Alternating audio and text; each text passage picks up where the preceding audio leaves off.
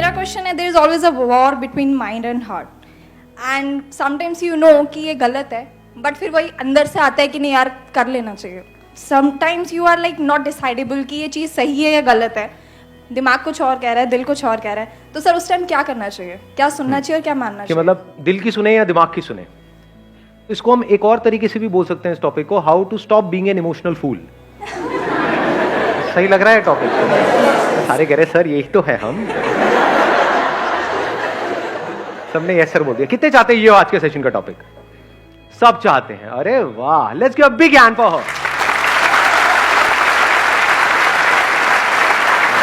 Please. Topic हमको मिल चुका है. Topic is how to stop being an emotional fool. तो सबसे पहले देखते हैं इमोशनल होना क्या बुरा है? ये बुरा नहीं है.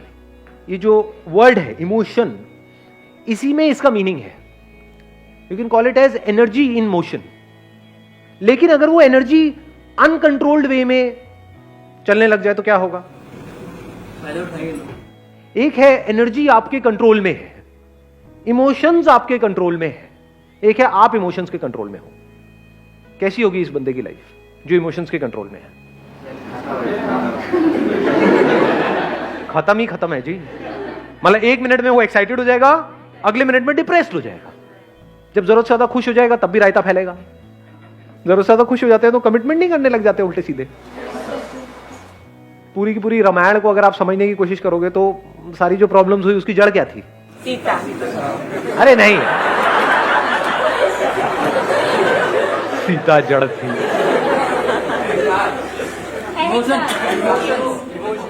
कहां से खेल सारा शुरू हुआ था? वचन क्यों दिया था? तो रामलीला शुरू होने वाली है ऐसा लग रहा है. एक हनुमान भी आएगा थोड़ी देर में. यहाँ से ये दिख रही है ऊपर से रॉड. हनुमान जी आएंगे, लंका उनका जलाएंगे, करेंगे. देखते हैं क्या होता है. हाँ, नहीं समझने की कोशिश करते हैं क्या हुआ था. कैकेयी से बहुत खुश हो गए थे दशरथ जी, तो उन्होंने उनको वचन दिया था कि जब भी आप मांगोगे वो हम देंगे. तो पूरी की पूरी रामायण की जड़ क्या है? नहीं, कैकेयी नहीं. कभी सीता, कभी कैकेयी. अबे पागल हो क्या? रुको. दशरथ जी जरूरत से ज्यादा खुश हो गए थे, इमोशनल हो गए थे, और जरूरत से ज्यादा खुश होने के बाद में उन्होंने उसको कुछ ऐसा कह दिया जिसके बाद में ये पूरी की पूरी रामायण शुरू हुई. तो हमारी भी जिंदगी की रामायण ऐसे ही शुरू होती है. जरूरत से ज्यादा खुश हो जाते हैं और किसी को कमिट नहीं करना चाहिए, कमिट कर दिया, उसके बाद वो फुद्दू घर के चक्कर लगा रहा है. उसके बाद रो रही, मैंने क्या कर दिया, थोड़ी जल्दी कर दी. फिर हमारी जिंदगी की रामायण शुरू होती है. ये रिलेट कर पा रहे हो इन सब बातों से? जरूरत से ज्यादा इमोशनल होकर के एक डिसीजन ले लिया अपने करियर का बहुत बड़ा, उसके बाद में रो रहे हैं बैठे बैठे पूरी लाइफ के लिए. ये मैंने क्या कर दिया, थोड़ा सोच समझ के नहीं कर सकता था, सोच समझ के नहीं कर सकती थी. ऐसा होता है लाइफ में? नहीं होता है. कुछ गिने चुने बड़े डिसीजंस हैं लाइफ में. और क्या है, एक रिलेशनशिप से रिलेटेड है, एक करियर से रिलेटेड है. ये दोनों डिसीजंस सोच समझ करके प्रॉपर्ली लेने चाहिए या एकदम से इमोशनल होकर के लेने चाहिए? इमोशंस जो होते हैं ना, अब वो जनरेट कैसे होते हैं? हैपनिंग. you're saying कि कुछ होता है हमारी लाइफ में, कोई इवेंट होता है, वहां से इमोशंस ट्रिगर होते हैं. तो इवेंट्स तो अनलिमिटेड होते हैं, हर एक पे इमोशंस ट्रिगर होते हैं.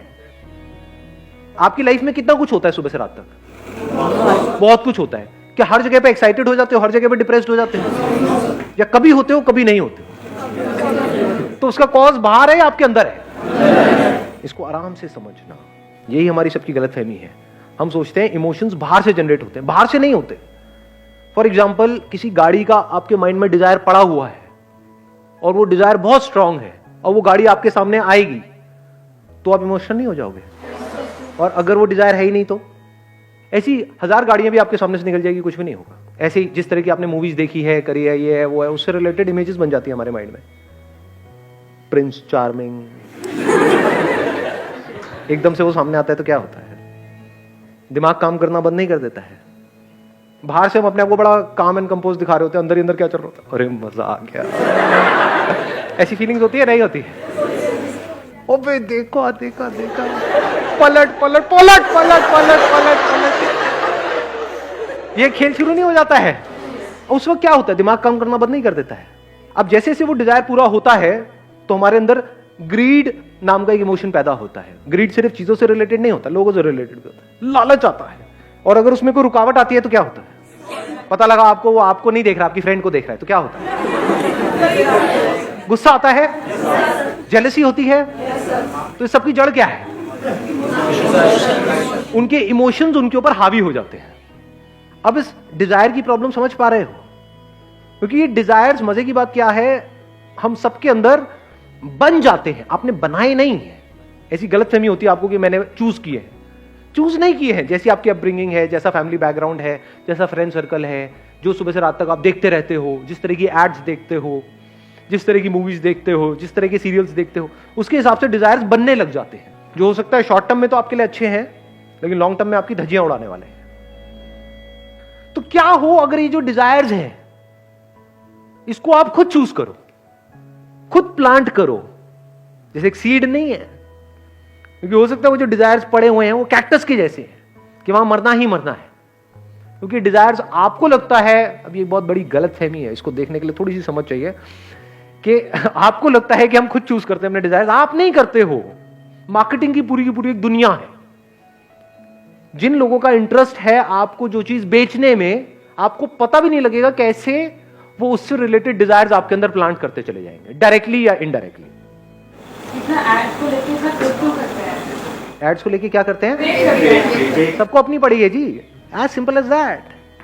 लोग क्यों करते हैं? मतलब लोग कचरा भी बेचने के लिए क्यों तैयार है? चलो कोई आदमी गरीब है तो उसका तो फिर भी समझ आता है कि वो अपनी फैमिली के लिए किसी के लिए कर रहा है। अरे वो लोग जिनके बैंक अकाउंट में करोड़ों रुपए पड़े हैं, सो कॉल्ड सेलिब्रिटीज, क्या वो झूठ नहीं बोलते हैं आकर के? क्या वो जिन भी चीजों की ऐड कर रहे हैं वो खुद खाते पीते हैं? लेकिन ऐड तो करते हैं। क्यों करते हैं? पैसा दो, कुछ भी बुलवा लो, बट पैसा तो उनके पास में है, फिर क्यों करते हैं? लालच है जी। फॉर एग्जाम्पल, आपको क्रिकेट का शौक है, तो आपका कोई आइडल है, उसने आकर के बोल दिया कि ये खाओ, चाहे वो उसको हाथ भी ना लगाए खुद, ना अपने बच्चों को खिलाए, ना अपनी बीवी को, किसी को ना खिलाए, लेकिन अगर उसने आकर के बोल दिया कि ये खाओ, तो क्या होगा? आपका दिमाग वहां पर बीच में आएगा, ये इमोशंस आपके ऊपर हावी हो चुके हैं। अभी मैं एक स्कूल में गया था सेशन करने के लिए, एक गवर्नमेंट स्कूल था, 6th-7th के बच्चे थे। सेशन करा मैंने, उसके बाद में लंच ब्रेक में उनके साथ में बैठा खाना वाना खा रहा था। उसमें से एक बच्चा आया, आकर के कोई चीज़ मेरे को दी, सर ये खाओ बहुत बढ़िया है। मैंने कहा ये सब मैं नहीं खाता। कहते लेकिन सर ये तो बहुत बढ़िया है। मैंने कहा तुम्हें किसने कहा बढ़िया है? कहते सर उन्होंने कहा है। मैं कहा उन्होंने, वो तुमसे मिले थे? नहीं सर मिले नहीं थे, उन्होंने टीवी में कहा है। उसके बाद मुझे करीब 1 घंटा लगा उस बच्चे को बैठ करके समझाने में कि वो तुझे झूठ बोल रहे हैं। उसने कहा वो झूठ क्यों बोलेंगे, वो तो बहुत अच्छे इंसान है, उनको तो सब इतना मानते हैं, मेरे पापा मम्मी भी इतना मानते हैं, वो झूठ क्यों बोलेंगे, वो मेरे से झूठ क्यों बोलेंगे? फिर मुझे बहुत देर लगी, उनके मैंने YouTube पे कुछ इंटरव्यूज निकाले, वो दिखाए। मैंने कहा देखो ये खाते हैं ये, और ये बताते हैं कि ऐसे ऐसे, एक चावल का दाना भी एक्स्ट्रा नहीं खाते हैं सुबह से रात तक, ऐसी डाइट लेते हैं, तब जाकर के वो आज इस लेवल पे है। उन्होंने काफी जगह बताया भी हुआ। फिर मैंने कुछ और उनको क्लिपिंग्स दिखाई YouTube से निकाल करके। एक एक्ट्रेस है जो तरह तरह की एड्स करती है, अगेन नाम नहीं लूंगा, अगेन, तो उसकी एक क्लिपिंग दिखाई जहां पर एक टेलीविजन शो में वो गई थी, वहां पर गलती से उसकी चाय में किसी ने चीनी डाल दी, चाय में या कॉफी में, मेरे को क्या पता, तो उसकी चाय में या कॉफी में किसी ने चीनी डाल दी। तो वहां पे बहुत उल्टा सीधा उसने बोला उस पर्सन को भी और चीनी के बारे में भी। और वो जिस तरह की एड्स कर रही है, that is all loaded with sugar, chemicals और पता नहीं क्या क्या। तब जाकर के उन बच्चों को ये रियलाइज हुआ कि एक्चुअल में ये लोग झूठ बोल रहे हैं, नहीं तो वो ब्लाइंडली फॉलो कर रहे हैं। ये छोटी प्रॉब्लम नहीं है, बहुत बड़ी प्रॉब्लम है। जो बच्चा उनको फॉलो कर रहा है, जिसने उसको आइडल बनाया हुआ है, उसको नहीं पता है कि वो खाना गलत है। उसके लिए तो उन्होंने बोल दिया, बिल्कुल ऐसा है जैसे भगवान ने कुछ बोल दिया, उसके लिए तो आइडल है ना। तो उस बच्चे को नहीं पता है कि उसके लिए वो गलत है, उनको तो पता है ना कि उसके लिए गलत है। सर लेकिन बोलते हैं कि आप जितना गलत, मतलब माइक दे रहे हैं, एक मिनट।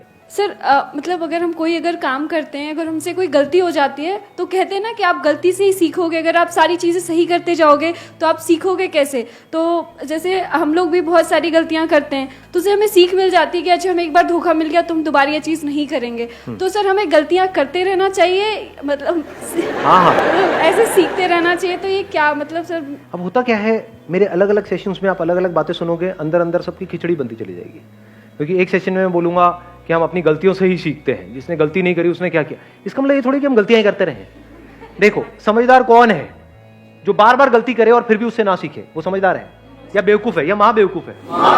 महाबेवकूफ। एक ही गलती को 10 बार करे। दूसरा बंदा जिसने गलती करी उससे सीख लिया, उसको समझदार कहेंगे या बेवकूफ कहेंगे? समझदार है। तीसरा बंदा जो गलती करने से पहले ही औरों की गलतियों से सीख जाए और वो गलती करे ही ना, वो वाली गलती ना करे, वो उसको क्या कहोगे? महाबेवकूफ या महासमझदार? महासमझदार। गलतियां दो तरह की होती हैं। एक है छोटी मोटी गलती कि आप गए यहां से, ध्यान कहीं और था, अंदर ख्यालों में खोए हुए थे, कहीं टक्कर हो गई टड़क करके ऐसे, मतलब, और थोड़ी सी लग गई चोट, 5-7 दिन के लिए दर्द हो रहा है। लेकिन ये भी तो हो सकता है कि वो गलती अगर आपने कहीं मेन रोड पे, सड़क पे करी और टक्कर हुई किसी ट्रक से, तो अब क्या सीखोगे वहां पर? सीखने के लिए रह क्या जाएगा? समझ गए ना? गलतियां दो तरह की है, एक छोटी मोटी गलती है, बड़ी गलती है। तो बड़ी गलती किससे कनेक्टेड है? बड़े डिजायर से कनेक्टेड है। जितने ज्यादा डिजायर होंगे उतना ही फड़फड़ाए हुए होंगे। मैं ये सब जो भी बोल रहा हूं अपनी लाइफ के पूरे एक्सपीरियंस के बेस पे आपसे बोल रहा हूं। तो अगर आप महासमझदार हो तो मेरी बातों से ही सीख लोगे, महाबेवकूफ हो तो कभी नहीं सीखोगे। समझ गए? मैं लाइफ में कई जगह पे फंसा हूं। क्यों फंसा हूं? क्योंकि अंदर एक डिजायर को पनपता रहा कि मुझे ये चाहिए, ये चाहिए, ये चाहिए, ये चाहिए, ये चाहिए।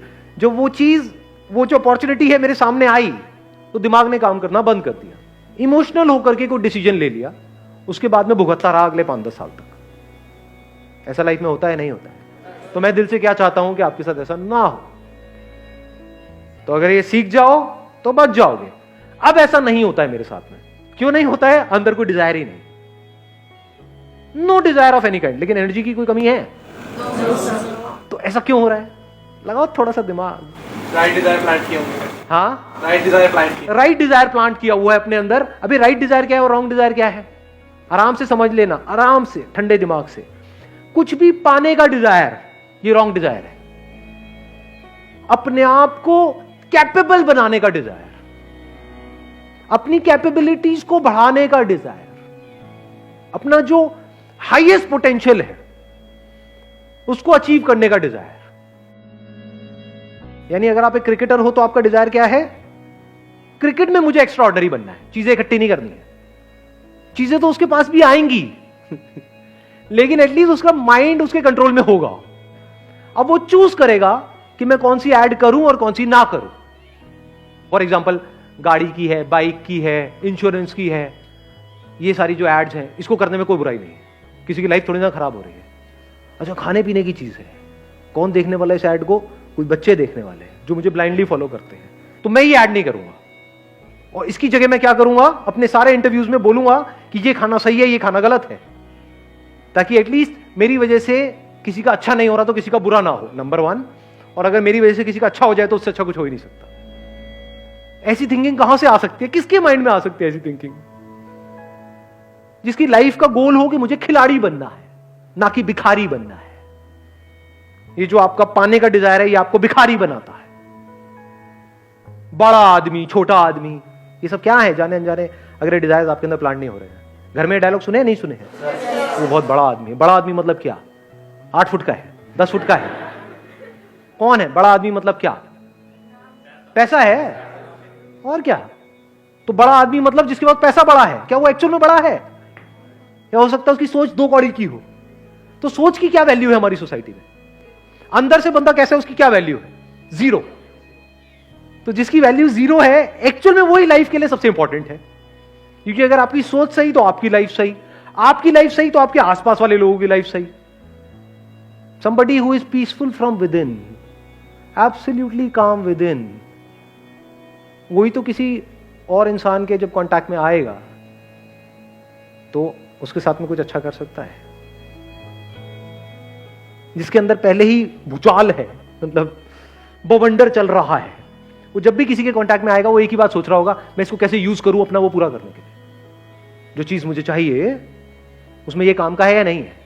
काम का है तो आपके लारे लप्पे करेगा, नहीं है तो आपको साइड में कर देगा। ऐसी नहीं है दुनिया, अपना काम निकालने के बारे में सोचते सुबह से रात। ऐसे ही बनना चाहते हो, या फिर ऐसे बनना चाहते हो कि कहीं पर बैठे हो किसी के साथ में, अब वो चाहे अमीर है गरीब है कोई फर्क नहीं पड़ता है, चाहे रोड के साइड में बैठ करके चाय पी रहे हो, घंटों तक बैठे हो, बैठ करके देख रहे हो, ऑब्जर्व कर रहे हो।